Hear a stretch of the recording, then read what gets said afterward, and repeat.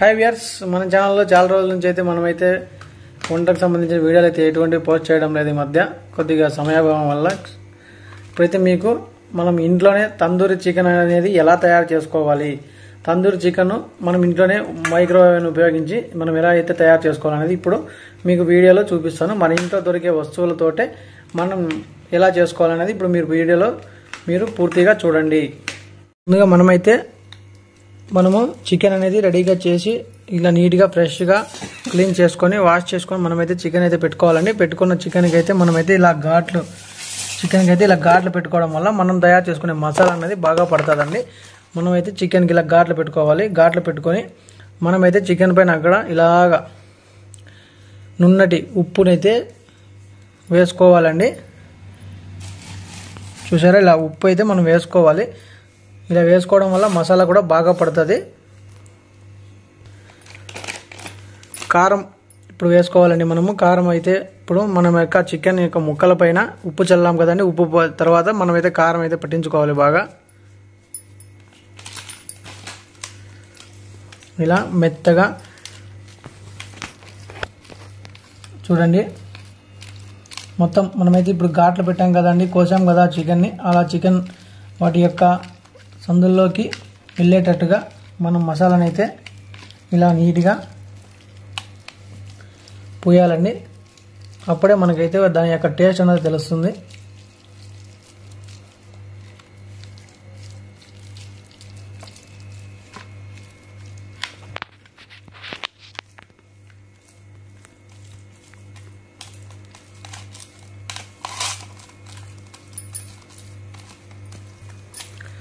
కారము ఉప్పు మనం తగినంతగా వేసుకోవాలండి. ఎందుకంటే మళ్ళీ ఎక్కువ వేసుకున్నా కూడా మనకి ఎక్కువ కారం అవ్వడం కానీ ఉప్పు ఎక్కువ ఆడి సాల్టీగా అనిపించడం కానీ జరుగుతుంది. కాబట్టి చూసుకొని వేసుకోండి.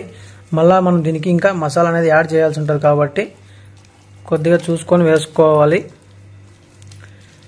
మీరు చికెన్ అనేది మీకు కావాల్సిన సైజులో మీరు కట్ చేయించుకోండి.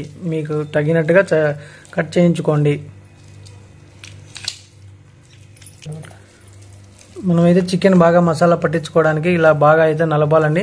చికెన్ని బాగా పిసకడం ద్వారా బాగా మసాలా అయితే పడుతుంది.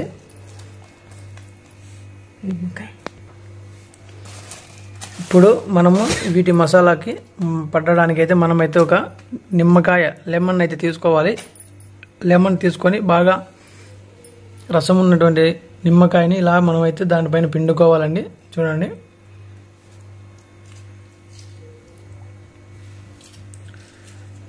ఇలా పిండడం వల్ల మనకు మంచి టేస్ట్ అయితే మనకు వస్తుంది. ఇంకోటి బ్యాక్టీరియా ఏమైనా ఉన్నా కూడా చికెన్లో ఉన్నటువంటి బ్యాక్టీరియా కూడా నిమ్మకాయ పిండడం ద్వారా దాని యొక్క బ్యాక్టీరియా అన్నది చనిపోవడం జరుగుతుంది. ఇప్పుడు మనము ఒక బౌల్లోకి అయితే చిక్కటి పెరుగునైతే గడ్డ పెరుగు అంటాం కదండి, గడ్డ పెరుగునైతే తీసుకొని అందులోకి అల్లం వెల్లుల్లి పేస్ట్ వేసుకోవాలి. కొద్దిగా అల్లం వెల్లుల్లి పేస్ట్ వేసుకున్నాక ఇప్పుడు మనము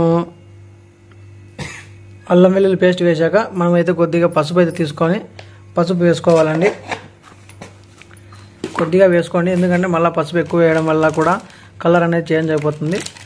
మళ్ళీ తిరిగి మనము ఈ పెరుగులోకి మనకైతే ఎర్ర కలర్ రావడానికి కొద్దిగా కారం పొడి అనేది మనం వేసుకోవాలి. కారం పొడి వచ్చేసి కాశ్మీరీ కారం పొడి వాడినట్టయితే మీకు ఎర్రగా వస్తుందండి.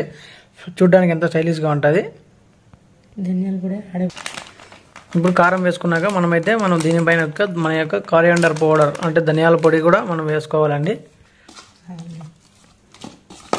చూడండి, ఇప్పుడు మనము ఇలా వేసుకున్నటువంటి మసాలాలు పెరుగులో బాగా నీట్గా కలుపుకోవాలండి. మిక్స్ అయ్యే విధంగా కలుపుకోవాలి. ఇప్పుడు మనం కొద్దిగా ఇందులోకి చికెన్ మసాలా పౌడర్ కూడా వేసుకోవాలి. చికెన్ మసాలా పౌడర్ వేసుకోవడం వల్ల మనకు దాని యొక్క టేస్ట్ అనేది ఇంకా బాగుంటుందండి, చికెన్ మసాలా పౌడర్ వేయడం వల్ల. ఇప్పుడు మనం పక్కన పెట్టుకున్నటువంటి చికెన్ ముక్కలు తీసుకొని మనం ఇక్కడ రెడీ చేసుకున్న మసాలాలోకి వేసుకొని మనమైతే ఇలా మసాలా నీట్గా దట్టించాలండి. దానికి బాగా చూడండి, ఇలా మనం బాగా మసాలా దట్టించి అన్ని ముక్కలకి మసాలా దట్టించి మనము పక్కన పెట్టుకోవాలి. ఇప్పుడు కొద్దిగా ఆయిల్ కూడా వేసుకోవాలండి. ఈ మసాలాకి ముక్కలకి ఆనేటట్టుగా ఆయిల్ వేయడం వల్ల మనకైతే బాగా తందూరి అన్నది బాగా ఉడుకుతుంది.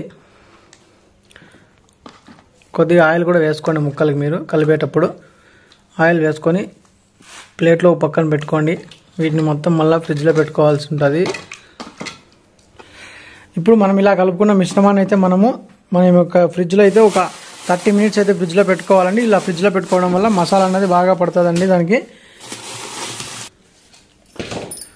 డీప్ ఫ్రిడ్జ్లో పెట్టుకోండి. 30 మినిట్స్ డీప్ ఫ్రిడ్జ్లో పెట్టుకున్నట్టయితే మనకైతే మసాలా అనేది బాగా పట్టడం జరుగుతుంది.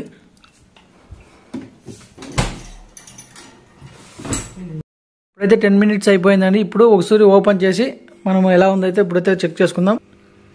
చూడండి, ఇప్పుడైతే కొద్దిగా కలర్ వచ్చినట్టుంది. మనకైతే ఇంకా 10 మినిట్స్ అయితే పెట్టాలి కదా. ఇప్పుడు మనం అయితే తిప్పేసి వీటిని కొద్దిగా ఆయిల్ తగిలిద్దామండి. ఇది కొద్దిగా ఆయిల్ తగిలిచ్చి తిప్పి పెట్టి ఉత్తురి చెక్ చేద్దాము.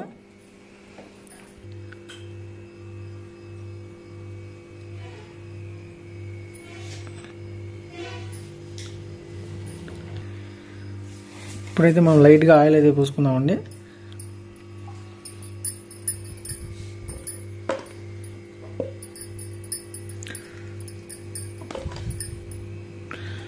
అలాగే ఇప్పుడు మనమైతే వీటిని తిప్పి వేసుకొని మళ్ళీ ఒక 10 మినిట్స్ పెట్టి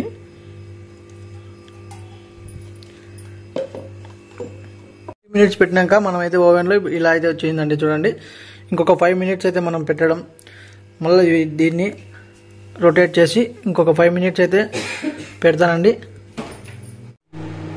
ఇప్పుడు మనము నోరూరించి వేడి తందూరి చికెన్ అయితే రెడీ అయిపోయిందండి. ఎప్పుడెప్పుడు తిందామా అని నోరూరించి వేడి తందూరి మీరైతే చూసారు ఎంత చక్కగా వచ్చిందో. మనకైతే చూడండి, మనకైతే ఎంత క్రిస్పీగా, చూడడానికి చాలా స్మూత్గా, తినడానికి ఎంత రుచిగా ఉందండి. నేనైతే టేస్ట్ చేశాను, మీరు చూడొచ్చు.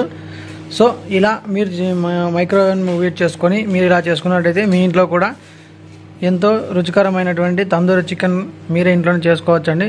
చూడండి ఎంత బాగా వచ్చిందో.